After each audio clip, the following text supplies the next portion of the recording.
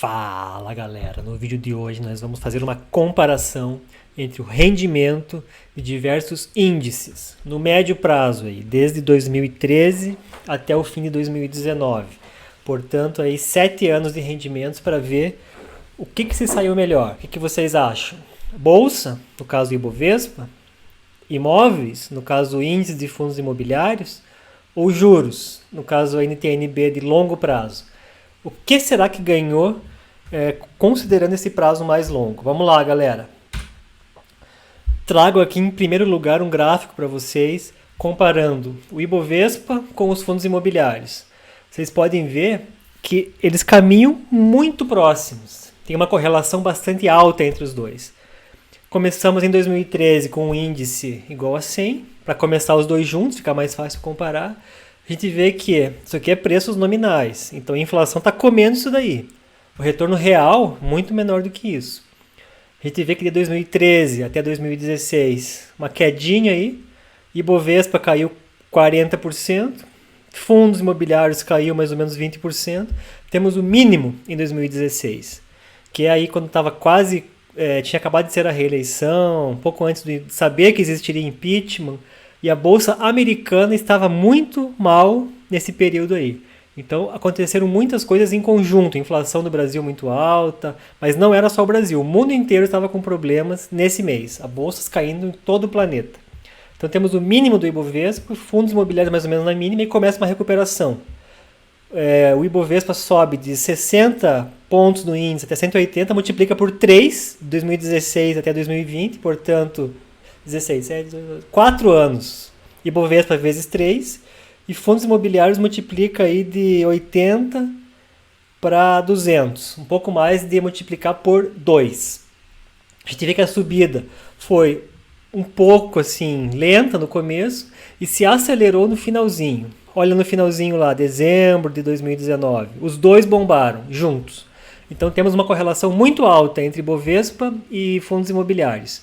Nessa janela de tempo, nesses 7 anos escolhidos, os fundos imobiliários ganharam. Todo mundo fala de bolsa? Não, em 7 anos, imóveis, bolha imobiliária foi melhor. Não quer dizer nada, em outros períodos é diferente, mas nesse período específico aconteceu isso. Outra comparação, galera. Fundos imobiliários com tesouro direto de longo prazo, com as taxas de juros. Em alguns canais do YouTube, aí, tipo Holder, o pessoal fala que os dois andam muito juntos porque eles essencialmente são a mesma coisa. Porque os fundos imobiliários, eles meio que pagam aí uns juros.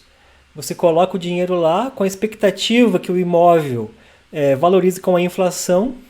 Por isso comparar com o NTN-B, que é o Tesouro IPCA. E também tem os dividendos mensais. No caso da NTN-B, os dividendos são semestrais. Não da principal, mas não importa. E no caso do IFIX, os dividendos seriam mensais. Então eles são muito próximos. Claro que o Tesouro Direto teria um risco mais baixo, aí o risco próximo de zero, comparativamente com os outros é o menor risco possível no Brasil. E o IFIX um risco muito mais alto. Mas mesmo assim os dois deveriam caminhar aí mais ou menos juntos. Quando os juros caem, o Tesouro valoriza e o IFIX valoriza junto. Vocês podem ver que acontece exatamente isso nesse gráfico. Correlação altíssima entre os dois. Aí eles se deslocam um pouco em 2019, porque o Tesouro bombou em 2019. Os juros caíram aí de 6% ao ano para mais ou menos 3,5%, que foi o período que teve o repasse da taxa de juros de curto prazo para o longo prazo. O IFIX ficou um pouco para trás, só que ele meio que tirou atraso lá no final do ano. Vocês podem ver que ele quase chega na mesma rentabilidade. Então, nessa janela de 7 anos, os títulos públicos ganharam do IFIX. E nós vimos antes que o IFIX ganhou do Ibovespa. Portanto, o melhor investimento de 2013 para cá foram títulos públicos de longo prazo. Multiplicou aí de índice 100 para 220. Multiplicou por 2 em termos nominais. Se tirar a inflação, um pouco menos. E a comparação que faltava. Ibovespa, né, com os títulos públicos. A gente vê que a correlação também é alta.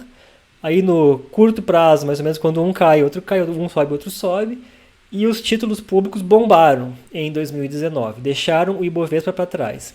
Mas você pode falar que não é justa essa comparação, que o Ibovespa ele é mais de 50% commodities e a parte financeira. Ele é muito concentrado em poucos setores. Um índice muito mais representativo é o SMLL, que são todas as empresas menores aí. Todas não, mas a maioria das empresas menores. Não tem as grandes, mas pega aí mais pulverizado, mais o consumo. Então, lá. Se pegar nesse prazo, o Ibovespa meio que ganhou do índice de small caps, que são quase todas as empresas, que são a maioria das empresas. Você vê que o small caps perdeu muito em 2016, foi uma crise aí de confiança. Fica a dica, galera. Se tiver uma crise de liquidez, se tiver queda generalizada, quem sofre mais são as small caps. Lá, caiu de 100 para menos de 50 esse índice. As small caps perderam metade do valor em termos nominais de 2013 para 2016. Só que elas também se recuperaram mais rápido. Elas multiplicaram aí de 40 em 2016 para 180, por mais de 4 vezes, com uma aceleração muito grande em dezembro de 2019. Você vê que o Ibovespa bombou um pouquinho nesse prazo, mas o small caps bombou muito mais. É algo aí, altas emoções essas small caps. Mas a correlação também é meio alta, eles sobem juntos, só que o small caps no longo prazo tende a subir mais, porque o risco é maior. Cair mais também, mas no longuíssimo prazo, como tudo sobe, tudo subiu até hoje, tende a subir mais. Colocando todo mundo junto, vocês podem ver aí a correlação. No Brasil é muito difícil você se proteger, porque tudo anda junto. Nos Estados Unidos não. A bolsa vai para um lado, os juros vão para outro. Se você comprar os dois, você faz meio que uma média.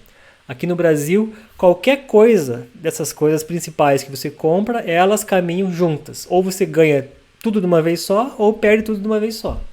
Claro, né? Poupança e tesouro de curto prazo é sempre igual. Mas ativos de mais risco, eles caminham juntos. Se colocasse o dólar aqui, não sei. Talvez tivesse uma correlação alta também. Fiz aí um cálculo da correlação semanal. Essa correlação você pode calcular diária, semanal, mensal. Vai dar completamente diferente o resultado. Mas pegando a semanal, você vê aí que ela fica em torno aí de 0,5. A correlação vai de -1, que seria um sobe, o outro desce, até +1 idênticos. Ficou aí uma correlação mais ou menos alta. Todos os anos, quando um sobe, o outro tende a subir também. Correlação acima de 0,5 em muitos casos. O retorno anual de cada um. Vocês podem ver que as cores que representam o tamanho em relação ao total, elas são muito parecidas. Em 2013, tudo meio vermelho. 2014, títulos se destoaram, mas o resto aí ficou perto do zero. 2016, tudo ótimo. Como a mínima foi em janeiro, tanto do IFIX, Ibovespa e Tesouro, tudo subiu junto e chegou até dezembro de 2016 num patamar muito bom. E em 2019, Ibovespa foi o pior investimento desses aí com risco. Tesouro foi bem, tem um tesouro que foi melhor ainda, que é 2045, e FIX foi bem, e Small Caps foi o melhor de todos, porque a liquidez é meio baixa, pessoas físicas entrando aí em peso e conseguiram, com fundamentos ou não, puxar bastante para cima esse índice. Se pegar o acumulado de 7 anos, o que acontece? Ibovespa subiu menos de 100%.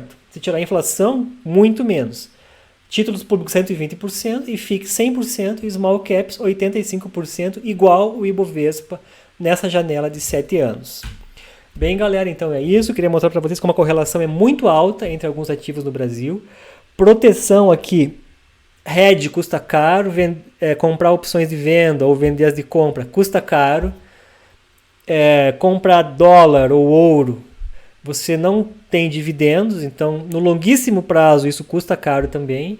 É mais uma reserva aí para momentos de crise você ganha, mas no longo prazo isso não vai te dar retorno. Então no Brasil aí, galera, é tudo ou nada, ou renda fixa ou coisas mais arriscadas. Não tem muito aí como diversificar. Então é isso, galera, até o próximo vídeo.